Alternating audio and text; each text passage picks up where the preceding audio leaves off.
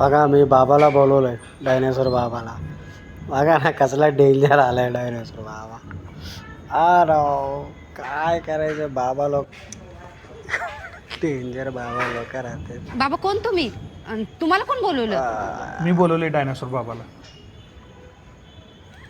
बाबा आमच्या घरात भूत आहे, तेवढं तुम्ही शोधून काढा. या यामध्ये बघा बाईला कसं गंडवत आहे बाबा. अरे बाबा अवघड काम आहे तुमचं.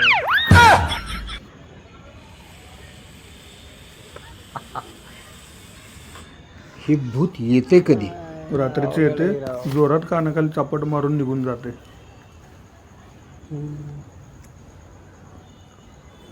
बाईला कसं भूत गंडवत कधी बाईला. बायको माहेरी गेल्यावर आले का? नाही कधी अरे दादा दिवसा आले का? नाही बाबा.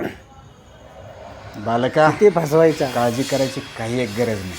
हा लग्न एवढा झालं की कमवून अशा पिवणार गोष्टी कुठे? होत राहतात. बरं इथं देवघर कुठं आहे? मला भूतासोबत चर्चा करायची.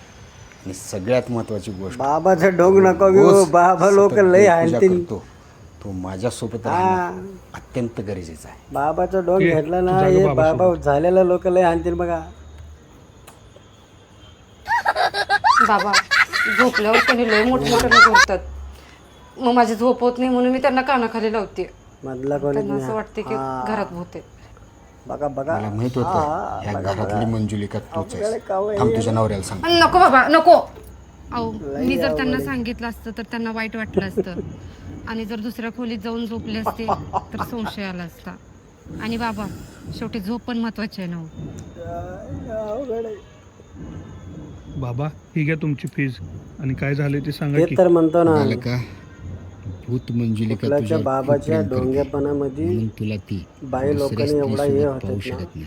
म्हणून एक काम करायचं, अवघड आजपासून परिस्थिती आहे. रोज हा रात्री भारतामधून एकटाच झोपायचं. सगळ्या बायकाला आणि सगळ्या माणसाला रोग मूर्ख झालेला माणसा, बाबामुळं थोडं बरा देवाची होता पूजा अर्चा करत जा. डोंगी बाबा राहते. डोंगी बाबा पैसे घेऊन फरार.